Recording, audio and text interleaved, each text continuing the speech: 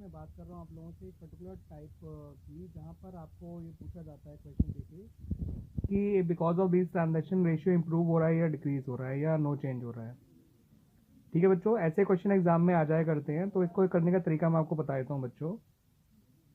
For example लेते हैं बच्चों current ratio. Suppose current ratio 2:1 है।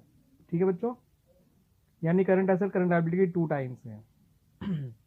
और ऐसे में आपसे कहा जाए कि आपने कैश पे कर दिया क्रेडिटर को।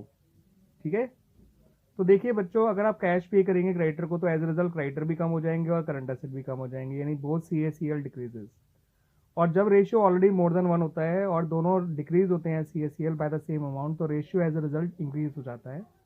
आप इसको ऐसे भी ले सकते हैं एग्जाम्पल के तौर पे कि 2 लाख और 1 लाख मान लीजिए, 50,000 के क्रेडिटर पे कर दीजिए, तो 1.5 लाख और 50,000 रह जाएगा, रेशियो बन गया 3:1। क्लियर हुआ बच्चों ये वाली बात?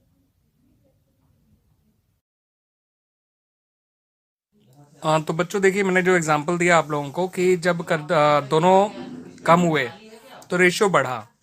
ऐसे ही मैं आपको एक और एग्जांपल देता हूं, जब दोनों कम होंगे, सॉरी मैंने जब बताया था कि जब दोनों कम हुए तो रेशियो बढ़ा था।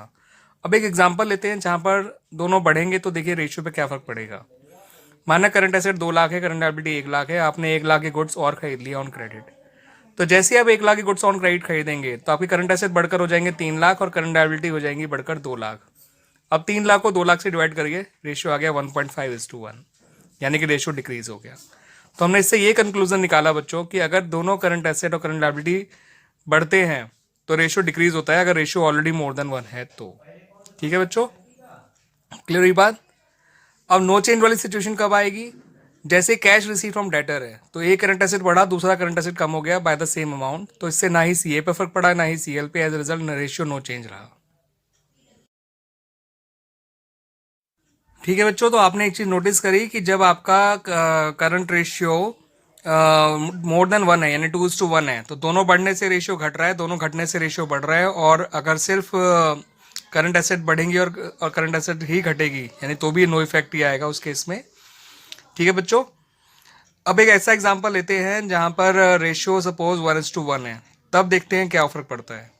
अगर सपोज रेशियो 1:1 है तो दोनों बढ़ने से रेशियो पे कोई फर्क नहीं पड़ेगा, दोनों के घटने से भी रेशियो पे कोई फर्क नहीं पड़ेगा। हाँ, अगर सिर्फ करंट एसेट बढ़ जाए तो रेशियो बढ़ जाएगा, सिर्फ करंट एसेट कम हो जाए तो रेशियो घट जाएगा, करंट लायबिलिटी बढ़ जाएगा रेशियो घट जाएगा, करंट लायबिलिटी घट जाएगा रेशियो बढ़ जाएगा। क्योंकि न्यूमरेटर से आपका हर रेशियो का डायरेक्ट रिलेशन होता है, डिनोमिनेटर से हर रेशियो का इनवर्स रिलेशनशिप होता है।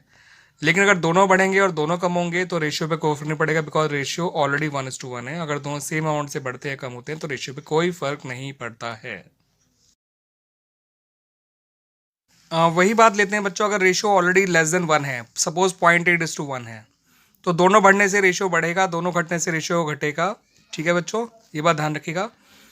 सिर्फ एसेट बढ़ेगी तो रेशियो बढ़ेगा, सिर्फ एसेट घटेगी तो रेशियो घटेगा, सिर्फ लायबिलिटी बढ़ेगी तो रेशियो घटेगा, सिर्फ लायबिलिटी कम होगी तो रेशियो बढ़ेगा। तो सिर्फ एसेट और सिर्फ लायबिलिटी वाला बात तो दोनों तीनों पे सेम रहता है, चाहे रेशियो मोर देन 1 हो, चाहे इक्वल टू 1 हो, चाहे लेस देन 1 हो। न्यूमरेटर से डायरेक्ट रिलेशन, डिनोमिनेटर से इनवर्स रिलेशनशिप। लेकिन अगर रेशियो मोर देन 1 है तो दोनों बढ़ने से रेशियो कम होता है, इक्वल टू 1 पे नो इफेक्ट, लेस देन 1 पे इंक्रीज हो जाएगा। ठीक है, और अगर दोनों कम होंगे, अगर रेशियो ऑलरेडी मोर देन 1 है तो रेशियो बढ़ जाएगा, इक्वल टू 1 है तो नो चेंज, और लेस देन 1 है तो डिक्रीज हो जाएगा। इस बात को ध्यान रखिएगा बच्चों। यही बात लगभग सभी रेशियो पे लागू होती है, जो मैंने करंट रेशियो का एग्जांपल लेके समझाई है बच्चों बात। ठीक है बच्चों, तो ये बात आपको जो है वेरियस न्यूमेरिकल्स या various points related to this ratio आपको हेल्प करेगी।